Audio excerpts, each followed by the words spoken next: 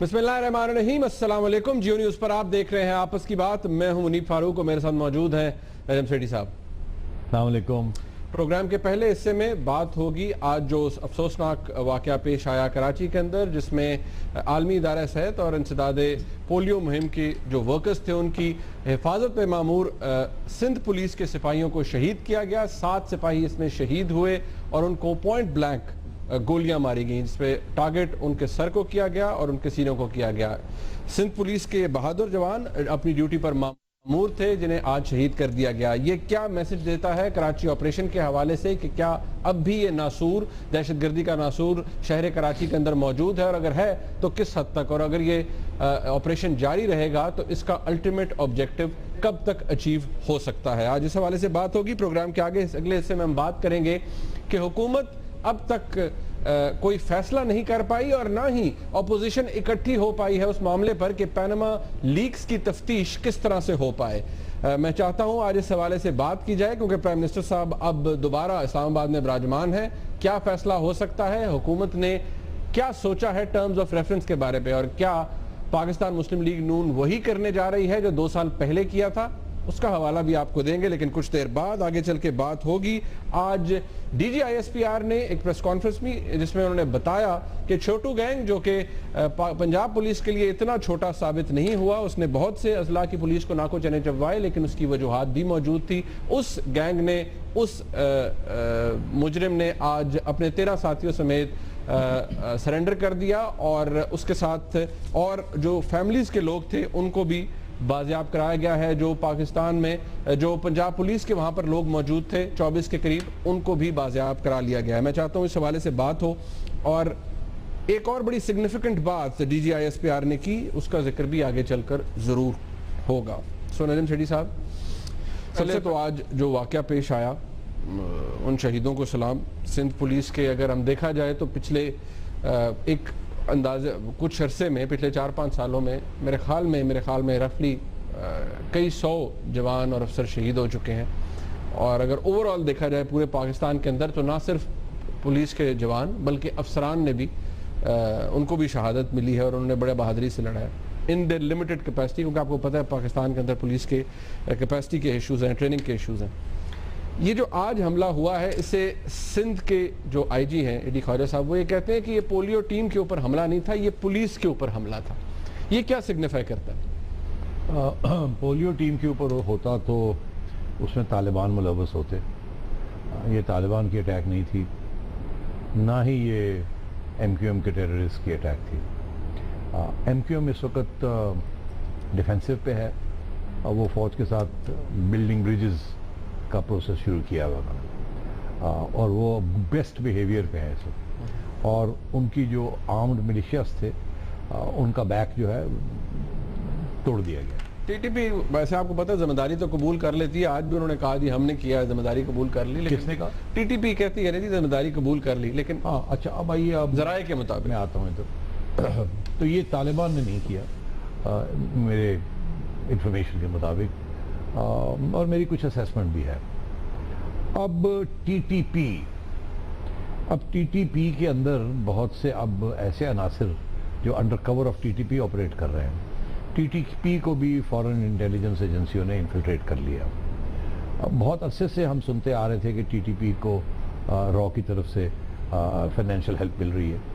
पहले ये कहा जाता था कि जो बॉर्डर के ऊपर एम्बेसीज हैं इंडिया की अलॉन्ग द बॉर्डर, या कॉन्सुलेट्स हैं, वहाँ से उनको फाइनेंशियल इमदाद मिलती थी। फाइनेंशियल इमदाद मिले तो फिर हथियार तो बहुत आसानी से मिल ही जाते हैं। हथियार तो अफगानिस्तान में कोई कमी नहीं है। इसलिए मेरा ख्याल है कि TTP हो या डायरेक्टली इंडियन इंटेलिजेंस के लोग जिन्होंने पाकिस्तानियों को रिक्रूट किया हुआ है, या TTP के लोग जो पाकिस्तानी हैं जिनको रिक्रूट किया हुआ है, इसके पीछे फॉरेन इंटेलिजेंस है। इसका मकसद ये है कि आपको एक पैगाम देना, आपकी इंटेलिजेंस और सिक्योरिटी एजेंसीज को एक पैगाम देना कि अगर आपके यहाँ से लोग उठ के आएंगे और हमारे यहाँ अटैक्स करेंगे, तो हमारे में भी ये पावर है, क्या ये क़ुव्वत है कि हम आपके ऊपर अटैक करवाएं विद इन पाकिस्तान। फ़र्क ये है कि इल्ज़ाम हमारे पे ये है कि हाँ, यहाँ के जिहादी वहाँ जाके अटैक करते हैं। और दूसरी तरफ इल्ज़ाम यह है कि वो यहाँ के पाकिस्तानियों को क्रिमिनल गैंग्स को, तालिबान को रिक्रूट करते हैं, फाइनेंस करते हैं और उनके ज़रिए आपकी सिक्योरिटी फोर्सेस के ऊपर अटैक करवाते हैं और या इवन सिविलियंस केओस और अनार्की फैलाने के लिए। तो मैं ये समझता हूँ कि ये इन ड्यू कोर्स ये आपको हमारी इंटेलिजेंस एजेंसी जो हैं इसी नतीजे में पहुँचेंगी कि इसके पीछे भी कोई फॉरेन हैंड है। कितना आपको लगता है, क्योंकि कराची ऑपरेशन को तकरीबन इस साल मेरे ख्याल में सितंबर के अंदर उसे 3 साल हो जाएंगे, जो अल्टीमेट ऑब्जेक्टिव है जिसे थर्ड स्टेज कहते हैं, मेरे ख्याल में हम उसके अंदर जा रहे हैं, देख रहे हैं, उसे विटनेस कर रहे हैं। अल्टीमेट ऑब्जेक्टिव कब तक अचीव हो सकता है इस तरह के ऑपरेशन का, जिसके ऊपर आज भी रेंजर्स और पुलिस लगी हुई है? ये सवाल हमने पहले भी एड्रेस किया था। उस वक्त एक बयान आया था आर्मी चीफ की तरफ से या ISPR की तरफ से कि we broken the back of terrorism और हमें मुबारकबाद दी जाए। हमने दी थी, मगर हमने साथ ये भी कहा था कि अभी नेशनल एक्शन प्लान का बहुत लंबा तवील रास्ता है जो कवर करना है। अभी तो आपने प्योर एंड फिजिकल टेररिज्म की तरफ जो उसके ओवर्ट मैनिफेस्टेशंस हैं उनको आपने डिग्रेड किया, एलिमिनेट किया, अप्रूट नहीं किया।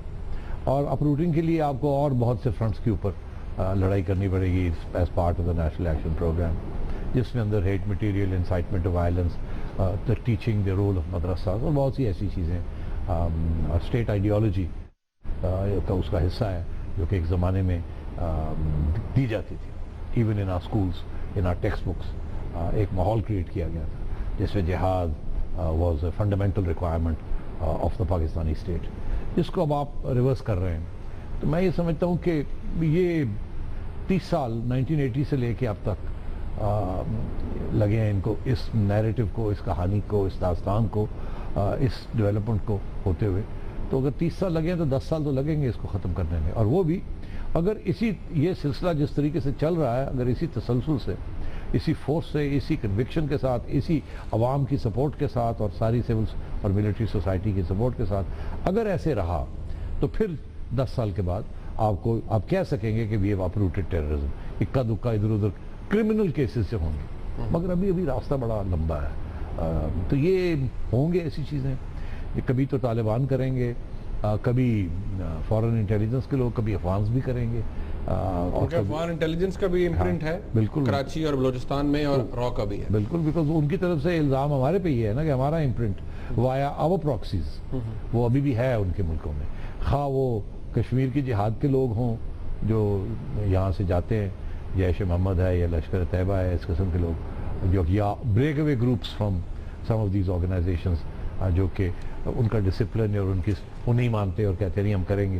अगर उनको रोकने की भी कोशिश की जाती है तो नहीं रुक। कुछ लोगों ने तालिबान को ज्वाइन कर लिया था, कुछ लोग अभी भी जिन्होंने ये पठानपुर किया। अब हमें नहीं पता कि ये जैश मोहम्मद के ऑफिशियल कार्डर थे या ब्रेक अवे ग्रुप ऐसे कुछ लोग थे, एंड सो ऑन। तो ये चलेगा सिलसिला। और हमेशा रियासतों के दरमियान यूनिलैटरल सीज फायर नहीं होती। अगर हम कहते हैं कि हमने जिहाद की टैप जो है, नलका जो है उसको बंद कर दिया, अब कश्मीर में हमारे लोग नहीं हम ट्रेन करके भेज रहे। ऑफिशियली तो मतलब हमारा आप कुछ नहीं, आप बताते हैं मुशर्रफ साहब के बाद से टैप हो गया। तो अगर ऐसी बात है तो दूसरी साइड यकीन नहीं करती। उसकी वजह यह है कि कश्मीर में अब इंडिजिनस ग्रुप्स भी बहुत से पैदा हो गए हैं। उनमें से कुछ लोग ऐसे हैं यहाँ से ट्रेन होकर पहले गए थे, स्लीपर सेल से ये थे। कुछ नई जनरेशन है जो कि अब तैयार हो गई है, जो कि यहाँ सुनती नहीं है फिर बात ना। तो वो अब इंडिजिनस मूवमेंट भी बन चुका है वहाँ अब, मगर वो इंडिया अभी भी आपको ब्लेम करता है उसके लिए। तो इसलिए और होता यकीनी तौर पे ये होता होगा कि जब वहाँ से वो भागते हैं, अगर उनके पीछे सिक्योरिटी फोर्सेस हैं तो रेफ्यूज अक्रॉस द बॉर्डर ही लेते हैं। फिर आप ये तो नहीं करते पकड़ के हैंड ओवर कर देते हैं, आप उनको रोटी पानी दे के फिर कहते हैं जाओ यार वापस जाओ, यही कर सकते हैं ना आप। तो वो लगता है दूसरी साइड को ऐसे लगता है कि वो आए यहाँ ट्रेन होके, खा पी के, तकड़े होके, मोटिवेट होके फिर जा रहे हैं। तो ये वक्त लगता है टू बिल्ड दिस ट्रस्ट कि हमने बंद कर दिया, अब हमारा कोई दिलचस्पी नहीं है। अब आपने जो नया काम शुरू किया है जब से दोवल साहब आए, ऑफेंसिव डिफेंस, आपने वो खुद कह रहे हैं कि हम यादव को भी यहाँ किया हुआ है और उससे पता नहीं क्या खुद कह रहे हैं कि हम कर रहे हैं ऐसे काम। अब तो थोड़ा वक्त लगेगा। अब ये जब हुआ था ये पठानकोट, तो मेरा ख्याल था कि अब इसके रिटेलिएशन में यहाँ भी कुछ ना कुछ होगा, तो वो हो गया। अब तो ये टिट फॉर टैट चलता है और ये चलेगा। ओके, आगे चलते हैं। तो फिर उन शहीदों को सलाम, हमारी पूरी हमदर्दी है उनके साथ। बात हो जाए पाकिस्तान की सियासत की। एक रिपोर्ट है पैनामा लीक्स के हवाले से, हुकूमत की कन्फ्यूजन और किसी हद तक ऑपोजिशन भी एक पेज पर नहीं नजर आती। कुछ इख्तलाफ जरूर है, और वो इख्तलाफ किस में मैं ब्रेक के बाद, इनफैक्ट रिपोर्ट दिखाने के बाद आपको बताऊंगा, लेकिन पहले रिपोर्ट देखिए।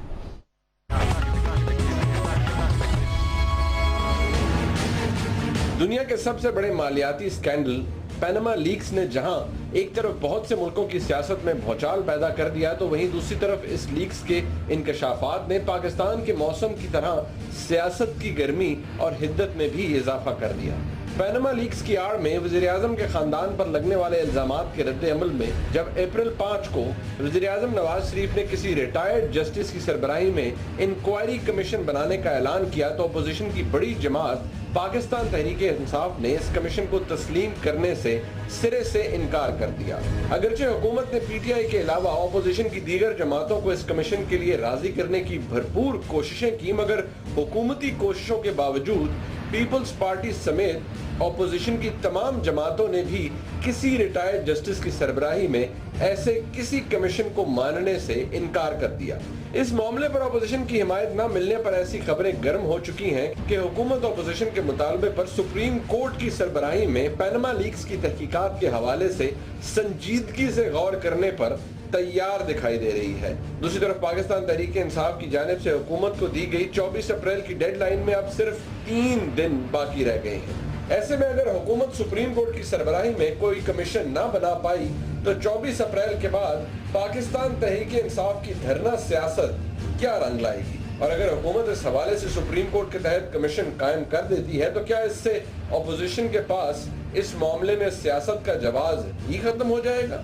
आखिर में अहम सवाल यह है कि सुप्रीम कोर्ट की सरबराही में कायम कमीशन हो जाने के बाद पहले ही से कमजोर हुकूमती रिट क्या मजीद कम हो जाएगी?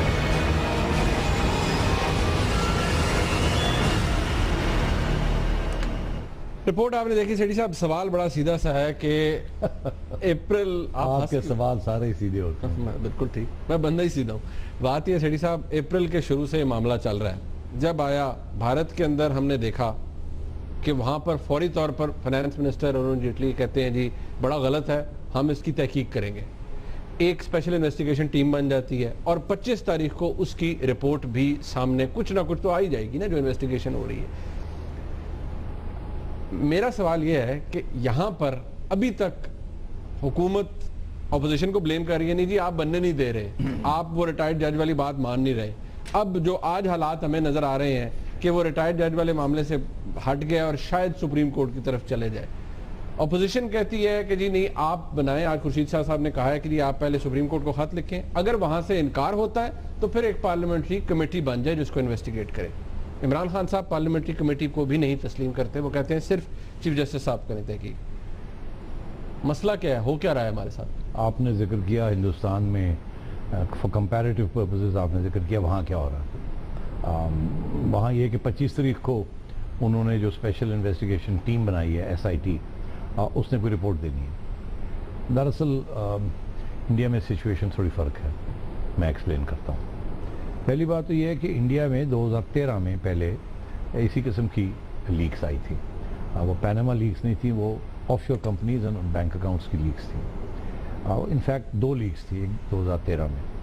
एक स्विट्ज़रलैंड में HSBC बैंक के अंदर जो इंडियंस के अकाउंट्स थे, वो किसी मीडिया के जरिए इंडियन एक्सप्रेस को उनकी बहुत बड़ी एक स्टोरी थी। और उससे कबल एक और बहुत बड़ी लीक थी। जो पहली लीक थी उसमें कुछ 700 इंडियंस आइडेंटिफाई किए गए थे with offshore accounts and bank accounts, जिसमें से फिर जब उन्होंने लिस्ट, उस वक्त ये सबसे पहले SIT बनी थी, तो SIT उस वक्त की बनी हुई है। अच्छा, पहली बात तो ये, उस SIT ने आइडेंटिफाई किए कोई 430-34 के करीब इंडियंस को कि ये आइडेंटिफाई हो रहे हैं, ये हमारे बाशिंदे हैं, रेजिडेंट्स हैं यहाँ। उनमें से कोई 180-84 के करीब निकले जिनके ऑफशोर कंपनीज थी। बाकियों के सिर्फ अकाउंट्स थे, मगर किसी के डायरेक्ट ऑफशोर कंपनीज के नीचे पीछे वो छुपे हुए थे। तो उन्होंने तफ्तीश वगैरह की। फाइनली पिछले 2-3 साल में इंडिया की हुकूमत ने कुछ $3 अरब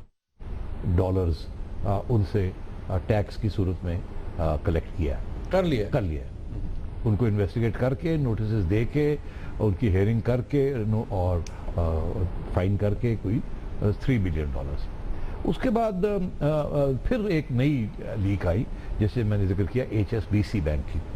उसके अंदर कुछ 628 इंडियंस आइडेंटिफाई हुए जिनके स्विट्जरलैंड में HSBC अकाउंट में पैसे थे। उसमें से 390 के करीब ऐसे थे जो कि आइडेंटिफाई हो गए कि ये हमारे यहाँ के हैं लोग। उसके ऊपर भी केसेस हुए। इन्होंने कोई इंडियन के टैक्स अथॉरिटीज़ ने उन लोगों के ऊपर कोई 5,000 करोड़ इंडियन रुपीस का टैक्स डिमांड किया, जिसमें से के उन्होंने एसेस किया कि इतना है, और ये छुपी हुई वेल्थ थी। और उसमें से उन्होंने कोई 4,000 करोड़ रुपए, जो कि 6 या $6.5 बिलियन के करीब के टैक्स डिमांड क्रिएट किए। अब उसमें से भी कलेक्शन हो रही है, मगर डिमांड क्रिएट होगी, कुछ चैलेंज हो रहा है, कुछ ही हो रहा है। तो वहाँ एक SIT बनी हुई है, वो बड़ी स्ट्रांग है, वो काम कर रही है। ऑलरेडी इस वाक़े से पहले एग्जिस्ट करती थी जी। और वो उसको अब और स्ट्रांग किया जा रहा है। उस SIT के अंदर सारे जो हैं वो सिविल सर्वेंट्स और ब्यूरोक्रेट्स हैं, और मगर जो उसका हेड है वो एक रिटायर्ड जज है, justice Shah, justice MB Shah.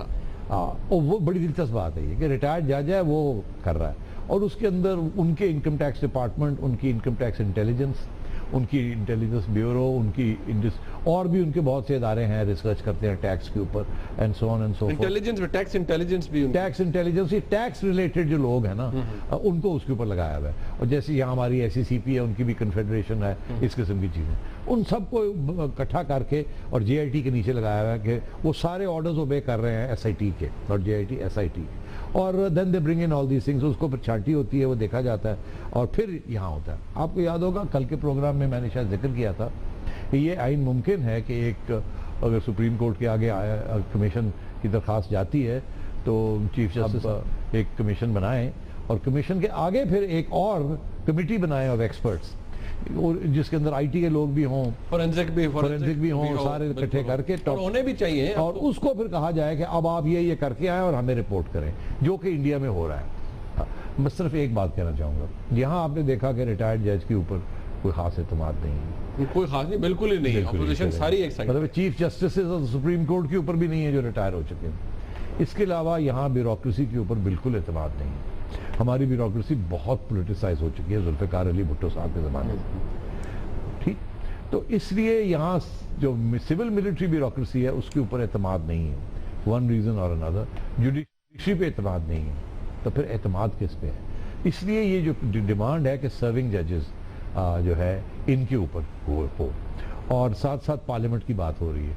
अब पार्लियामेंट का प्रॉब्लम क्या है कि this is like setting a thief to catch a thief, मतलब है कि डर ये है, अनफॉर्चुनेटली उनकी क्रेडिबिलिटी इतनी अच्छी नहीं है ना, क्योंकि सबसे ज़्यादा करप्शन इस वक्त जो सामने आ रही है वो सियासतदानों की आ रही है, एंड सियासतदान जो हैं वो they are part of parliament, most of them have been part of parliament. तो इसलिए पार्लियामेंट की क्रेडिबिलिटी भी जो है as far as its transparency and dedication कि हम निकालेंगे कुछ, वो भी डाउट में है, और उसकी एक्सपर्टीज तो है ही नहीं उनके पास। वो तो हाल ये है, वो तो कानून नहीं बना सकते, उसके लिए भी कमिटीज बनानी पड़ती हैं, वो कानून बनाती हैं, और जब वो पार्लियामेंट में जाती हैं तो वो रेज ऑफ हैंड से फारग हो जाते हैं। बड़ी फैट लॉट होती है पार्लियामेंटेरियंस की, जिनको शायद पता भी नहीं होता कि हम किस पे वोट कर रहे हैं। ये so parliament is not equipped either to make laws, committees के जरिए लॉज बनते हैं, वहीं डिबेट्स होती हैं, वहीं सेटल होता है। डेजिग्नेटेड है वो, लेकिन मगर you know all over the world जो है ना वो कमिटीज के लिए कानून बनते हैं। सारी चीज पार्लियामेट, किसी पार्लियामेंट के सामने नहीं आती। फर्क ये है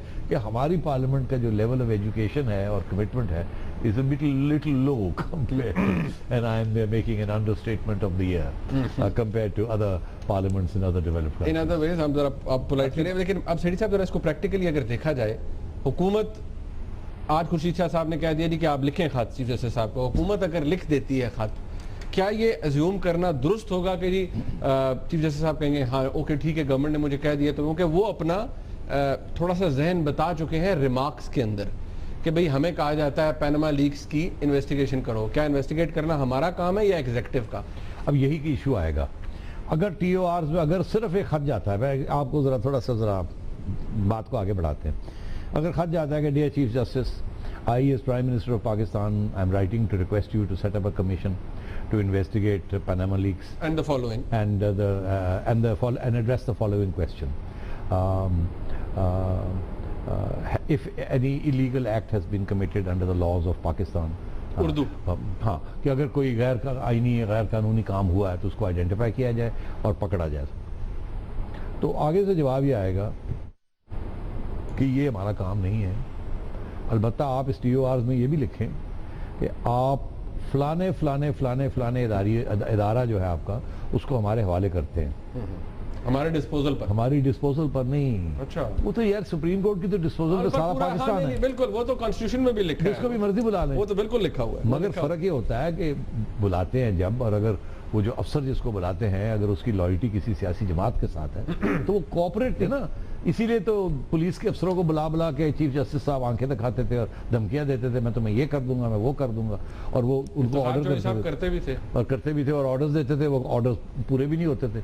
तो सुप्रीम कोर्ट के ऑर्डर्स की इंप्लीमेंटेशन के ऊपर भी तो प्रॉब्लम आता है ना। तो अगर वो इदारे जो हैं उनकी पर्स स्ट्रिंग्स, उनके जॉब्स, उनकी सिक्योरिटी, उनका सारा कुछ जो है वो या किसी सियासी जमात के साथ उसकी वाबस्तगी है या नौकरी है या और कोई मसला है, तो वो कैसे सुप्रीम कोर्ट के जजेस की पूरी इन्वेस्टिगेशन करेंगे? तो ये सवाल भी आएगा।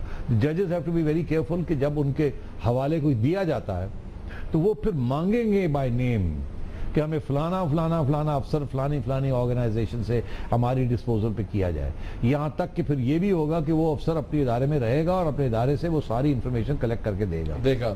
आपने देखा पहले जब ऐसे होता था कि सुप्रीम कोर्ट FIA के अफसरों को कहता था कि ये रिकॉर्ड लेके आओ, ये रिकॉर्ड लेके आओ, या नैब के अफसरों को लाता था तो वो रिकॉर्ड कहते हैं ना कंडी मार देते। हाँ, वो कंडी मार देते थे। साल के बाद पता लगता था कि रिकॉर्ड आया, वो भी इनकम्प्लीट आया। हाँ, तो सुप्रीम कोर्ट बरम होती थी कि आपने क्या हमारे साथ। तो ये सारे इश्यूज आ सकते हैं अगर गवर्नमेंट की तरफ से कोऑपरेशन ना हो। अच्छा, मैं थोड़ा सस्पेंस छोड़े जा रहा हूँ। सेठी साहब की अलमशहूर चिड़िया से पूछेंगे ब्रेक के बाद कि क्या जो कवायद और ज़वाबित होंगे उस कमीशन के, जिसकी उम्मीद हम और आप कर रहे हैं कि वो बन जाएगा, उसमें सिर्फ क्या बात पैनामा लीक्स के हवाले से होगी या कुछ और भी होगी? एक ब्रेक के बाद उस पर बात करेंगे।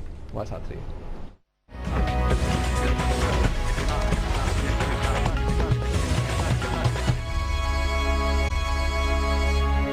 एक दफा फिर आपको खुशामदीद कहते हैं आपस की बात में। यहाँ बात हो रही थी उस कमीशन की जिसकी उम्मीद जाहिर की जा रही है कि वो बन जाएगा पैनामा लीक्स की इन्वेस्टिगेशन के हवाले से।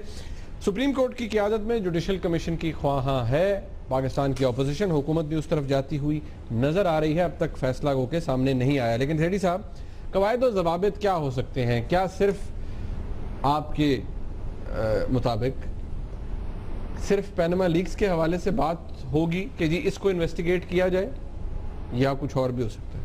नहीं, देखिए, जितने कॉम्प्लिकेटेड और लंबे चौड़े TORs होंगे और जितना नेट को फैलाया जाएगा उतनी ही देर लगेगी रिजल्ट्स अचीव करने में, और उतने ही ज़्यादा लोग नेट में आएंगे, उतनी ही ज़्यादा रेजिस्टेंस होगी, और मेरा ख्याल है पाकिस्तान की इस्टेब्लिशमेंट जो है उसमें फिर कोई भी नहीं बचेगा। तो अगर कोई प्राइम मिनिस्टर चाहे कि मैं इसको थोड़ा सा ज़रा टाइट करूं, डिले करूं और सबको फिर ऑन नोटिस कर दूं, क्योंकि जो अंदाज़ा हमें हो रहा है जो कि शायद हो जाए, तो फिर मैं तो यही करूं, मैं कहूँ जी ठीक है, इसमें सारे लोन डिफॉल्टर्स भी डाल दीजिए। Loan defaulters? देखिए, आपको याद होगा कल मैं बात कर रहा था कि 1989 में 100-200 बिलियन के लोन डिफॉल्ट्स और ये राइट ऑफ्स, 100-200 अरब रुपए के राइट ऑफ्स या लोन डिफॉल्ट्स, यानी कि या थे जो कर्जा ना दहिंदगान और या जिन्होंने लोन्स राइट ऑफ कराए थे। और उसके बाद फिर मैंने कहा 1996 में फिर कोई 200-300 अरब रुपए तक पहुंच गए थे। तो अगर ये इनको इंक्लूड कर लिया जाए, क्योंकि उनमें से अभी तक भी वो बहुत सी फाइल्स जो हैं वो वैसी की वैसी पड़ी हुई हैं, धूड़ होगी उनके ऊपर, तो उनको अगर निकाल लिया जाए, हाँ जिन्होंने लोन्स लिए हैं वो ये कह दें हमने तो सेटल कर लिया, नहीं किया, मगर रिकॉर्ड पे तो नाम आ रहा है ना कि इन्होंने लोन राइट ऑफ करवाया है या लोन सेटल और होगा, राइट ऑफ और। वो राइट ऑफ एक्चुअली जो होता है ना सेटल, उसमें राइट ऑफ ही होता है। हाँ, मतलब लेकिन टेक्निकली उसके अंदर वो दोनों चीजें तो वो फिर वो राइट ऑफ में आ जाएगा ना। तो जिन्होंने अपने लोन्स पे बैक नहीं किए या एक या दो किसी और वजूहत से उन्होंने कहा कि जी हमारी फैक्ट्री में आग लग गई, बारिश हो गई, गंदम खत्म हो गई, बैंकरप्सी शो कर दी या इकोनॉमिक डिस्ट्रेस शो कर दिया, और फिर जाके सेटल किया कि जी 2 साल रीपेमेंट ना की, फिर वो बैंक वाले भी तंग आ जाते हैं कि नोटिस भेज के फिर पुलिस को इकट्ठा करना पड़ता है, फिर ये अदालत में जाके स्टे ले लेते हैं। तो वो कह रहे हैं यार जैसे नैब सेटल करती है तो फिर वो सेटलमेंट करनी पड़ती है। आपने 100 करोड़ का लोन दिया हुआ, आपने 15 करोड़ दिया और जान छुड़ाई, और उन्होंने कहा चलो यार पहले तो सानू 100 मिलना सी, चलो 100 नहीं तो चलो 15 तो मिल ही गए।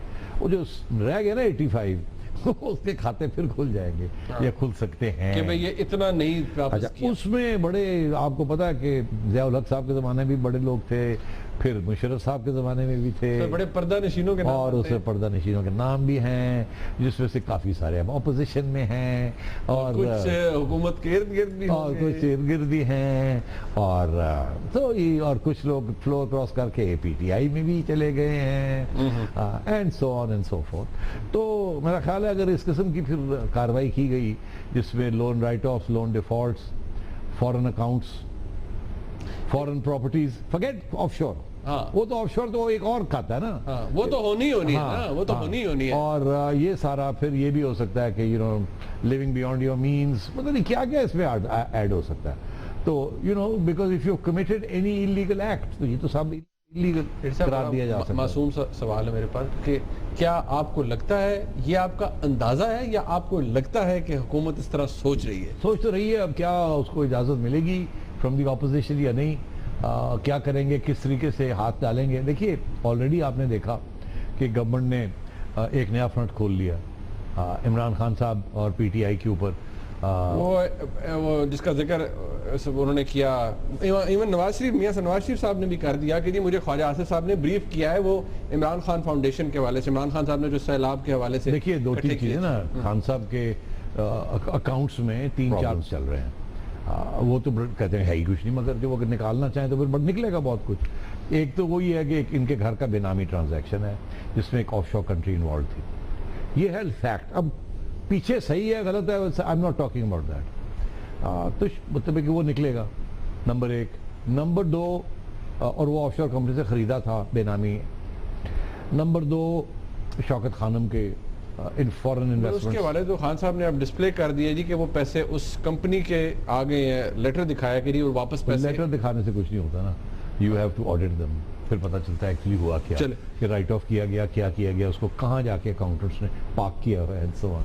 तो ये पार्किंग भी होती है, ये तो फैक्चुअल चीज़ है ना। फिर उसके पता आपको पता है कि उसके बाद अलीम खान साहब का भी आ गया है, पता नहीं किसी और का भी शायद कल को निकला है, तो ये सारी चीज़ें निकलेंगी। बाय द वे मुझे याद आया कि वो इमरान खान साहब ने एक ट्वीट की थी, आज मुझे किसी ने भेजी कि इमरान खान साहब ने एक ट्वीट की थी कि जिस बंदे ने, नहीं जालिम तो तुम हो, अच्छा तुमने इकट्ठी की होगी दिखाने के लिए, आई नो यू राइट, अच्छा हाँ, कि वो किसी ने, इमरान खान साहब ने पहले बड़ी धंधनाते हुए उन्होंने कहा कि ऑफशोर कंपनीज भी, जो भी ऑफशोर कंपनी में है वो चोर है, अच्छी है वो।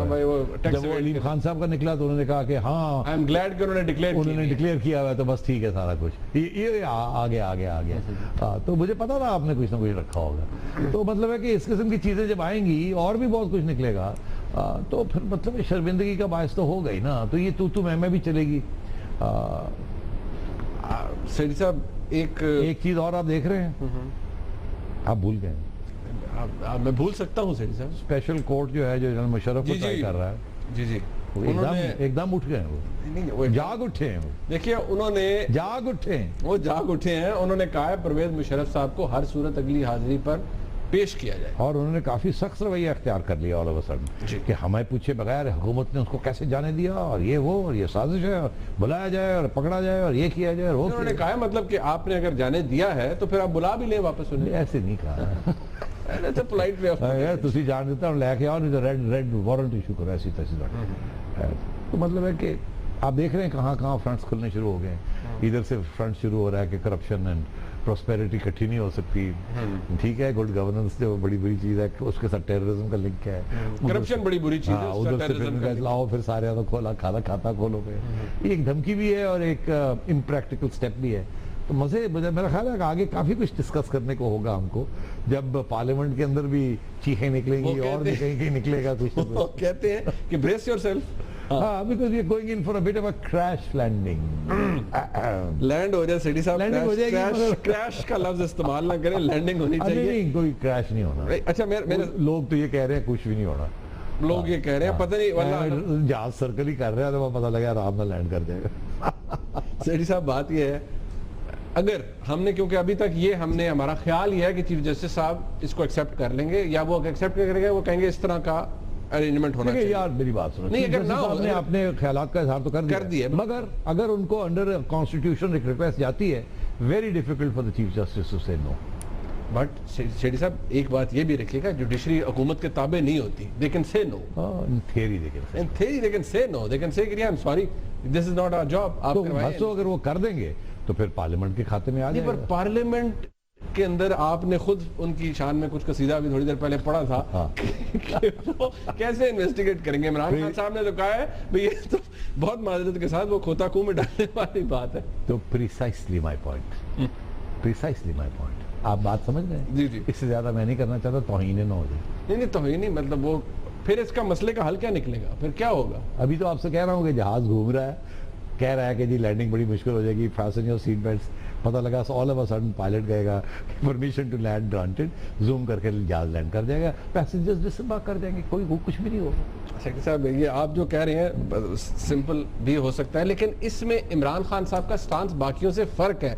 वो तो सिर्फ चीफ जस्टिस साहब का मान रहे थे, वहां से ना हो जाती है तो फिर कहाँ जाएंगे खान साहब? नहीं, मैं वही अर्ज कर रहा हूँ ना कि फिर जो उनकी जो एक मूवमेंट है, मतलब जो वो बनाने की कोशिश कर रहे हैं, उसका मुस्तकबिल क्या है? क्योंकि वो इस इशू के ऊपर रिलाई कर रहे हैं। माइंडेड उन्होंने अपनी पार्टी मीटिंग्स के अंदर कहा है कि ये पहला मौका है कि प्राइम मिनिस्टर साहब और उनकी फैमिली बहुत वीक नजर आ रहे हैं, तो मैं इस मौके को नहीं दूंगा। नहीं, वो तो किसी मौके को जाने नहीं देते, मौका कभी कभी चला जाता है। अच्छा, बात यह है कि अगर चीफ जस्टिस साहब कह देते हैं कि सॉरी जी, ये हमारा काम नहीं, हम बदनाम नहीं होना चाहते, हम पहले भी हमने इस किस्म के काम आप लोगों के लिए किए हैं और फिर हमें कोई दाद नहीं मिली, रोड़े उल्टा हमारे ऊपर हम नहीं करते, ये आप अपनी कोई कमीशन बनाए तो फिर खान साहब कहाँ जाके अपना एहतजाज करेंगे? आउटसाइड द सुप्रीम कोर्ट या मतलब यही मैं आपसे कह रहा हूँ ना कि फिर सारे दरवाजे अगर बंद हो जाते हैं, रिटायर्ड जस्टिस भाग गए, इमरान खान साहब ने दंदनाया, वो भाग गए, चीफ जस्टिस साहब जो कहते हैं हम नहीं बेइज्जती कराना चाहते, फिर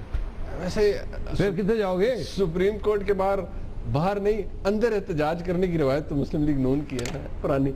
हाँ, ये तो है, मगर खान साहब ने भी इफ्तिखार चौधरी साहब के साथ कुछ करने की कोशिश की। नहीं, जब वो हाजिर सर्विस थे तो उस वक्त तो और हालात थे, बाद में तो फिर वो टेक ओवर तो सिर्फ मुस्लिम लीग नून ने एक दफा करने की कोशिश की थी। वो तो फिर आपको पता है कि वो उन लोगों की तस्वीरें भी छप गई थी। जी जी बिल्कुल, और वो तस्वीरें जो है वो सुप्रीम कोर्ट के आगे भी आ गई थी, और आपको शायद भूल गए हैं कि उस वक्त जो चीफ जस्टिस साहब से सज्जाद अली शाह, उनकी तो हो गई थी छुट्टी, उसके बाद जो चीफ जस्टिस साहब आए थे उन्होंने सारी चीज़ें उनके आगे एविडेंस दी गई, उन्होंने कुछ नहीं किया, उन्होंने किसी एक बंदे को सजा नहीं दी जिन लोगों ने सुप्रीम कोर्ट के ऊपर हमला किया था सुप्रीम कोर्ट। और तारीख ये लिखती है कि जब जजेस आपस में लड़ते हैं फिर नथिंग इज सेक्रेड।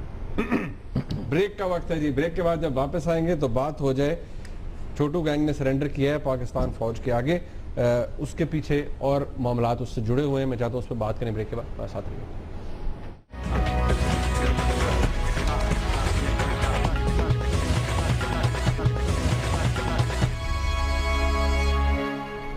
पाकिस्तान फौज ने ऑपरेशन करके छोटू गैंग को और उसके जो सरगना है गुलाम रसूल उर्फ छोटू, उसको मजबूर किया कि वो सरेंडर कर दे, अपने साथियों समेत बखूबी जितने भी थे उनको बाजियाब करा लिया गया है। बहुत अच्छी बात है, बहुत मुबारक की मुस्तहक है फौज, लेकिन ये भी याद रखना चाहिए कि इस ऑपरेशन के दौरान पुलिस के जवान शहीद हुए हैं। ये वही पंजाब पुलिस है जिसने बहुत से मकामात पर दहशतगर्दों को मार गिराया है, शहादतें भी हुई हैं, ना सिर्फ जवानों की बल्कि अफसरान की भी। रेड्डी साहब, आज जब ये अनाउंस किया DGISP जनरल आसिम सलीम बाजवा साहब ने, तो उन्होंने नो गो एरियाज के हवाले से क्या कहा, जरा क्लिप में आप देखिए।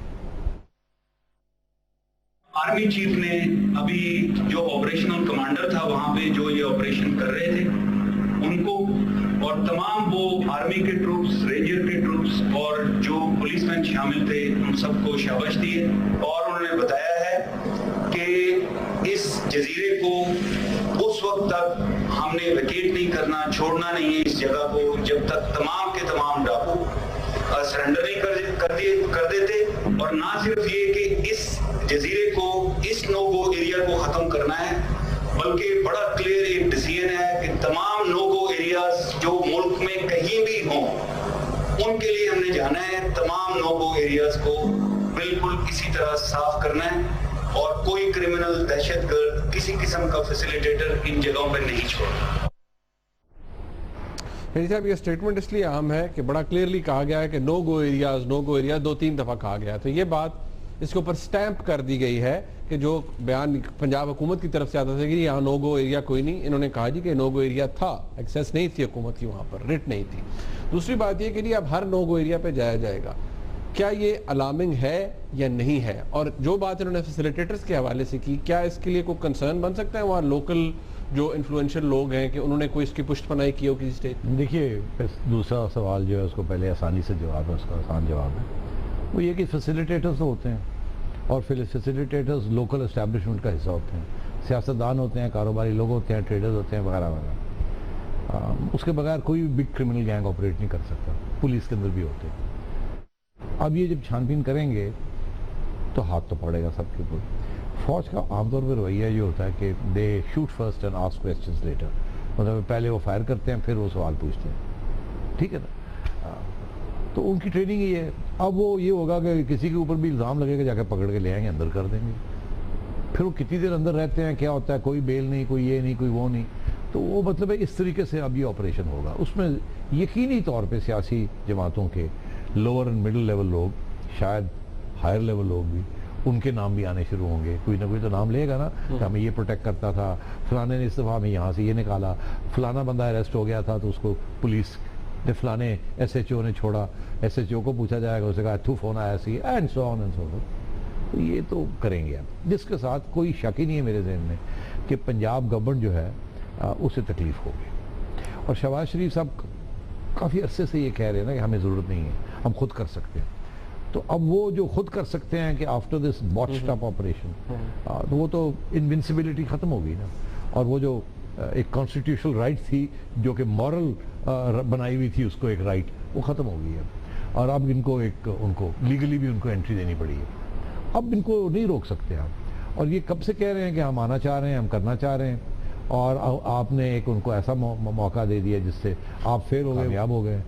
मतलब है कि इवन दो के लॉजिस्टिक्स का बड़ा मेजर इशू था, फर्क बहुत था, जो भी है यार, लॉजिस्टिक्स का था नहीं है। अब this is always the case.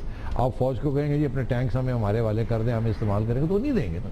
वो कहेंगे अगर टैंक लेना फिर असी भी आ जाने, वो कहेंगे सानू जहाज दो, हेलीकॉप्टर, गनशिप से, वो कहेंगे तो इसे चला भी नहीं सकते, तो फिर सानू साढ़े बंदे करेंगे तो कमांड तो होगा, no that's not possible, command भी फिर साढ़ा ही होएगा। So I mean this is the way it is. तो पंजाब गवर्नमेंट अनफॉर्चुनेटली पहले वो उन्हें पता था कि ये गो एरियाज में पुलिस तैयार नहीं है, मोटिवेटेड नहीं है, हथियार नहीं है, कर भी नहीं सकते। 1 मिनट रह गया। और उसको बचा रहे थे कि यार ये ना ही शर्मिंदगी हो। अब ये इतना बड़ा केस बन गया, करना पड़ा, फौज आ गई, फौज ने करके दिखा दिया, तो उन बड़ा मुश्किल हो जाएगा पाजी। अब साहब मेरे पास वक्त खत्म हो गया। बिल्कुल ही वक्त खत्म हो गया यार, मैंने आज आपको एक थ्योरी बतानी थी। चले वो थ्योरी, हम सिलसिला तो चल रहा है, ये पैनामा लीक्स के ऊपर थ्योरी बतानी थी आपको। सर साहब मुझे वक्त खत्म हो गया। बिल्कुल खत्म हो गया, बिल्कुल ही खत्म हो गया। मैं 1 मिनट है, वैसे 1 मिनट है। 1 मिनट है नहीं, फिर 1 मिनट है, मैं थोड़ा घड़ना चाहता हूँ उसको। अच्छा, आप घड़ना चाह रहे हैं? हाँ, ठीक है, चले ठीक है। भारत, मैं प्रोग्राम को यहाँ पर क्लोज करता हूँ जी। प्रोग्राम आपने आज का देखा, हमने कोशिश की कि पैनामा लीक्स के हवाले से हुकूमत किस तरफ सोच रही है और किस तरह से सोच रही है, कुछ अंदाज़ा आपके साथ शेयर ज़रूर किया जाए। अगले हफ्ते जब हम आएंगे इंशाअल्लाह, तो उस वक्त तक पाकिस्तान तहरीक इंसाफ का वो जलसा भी हो चुका होगा, और उस वक्त तक इमरान खान साहब का क्या मौक़िफ़ आता है उस पर बात होगी इंशाअल्लाह पीर के रोज़। आज के प्रोग्राम का फीडबैक हमें ज़रूर दीजिएगा। देखने का बहुत शुक्रिया। खुदा हाफ़िज़।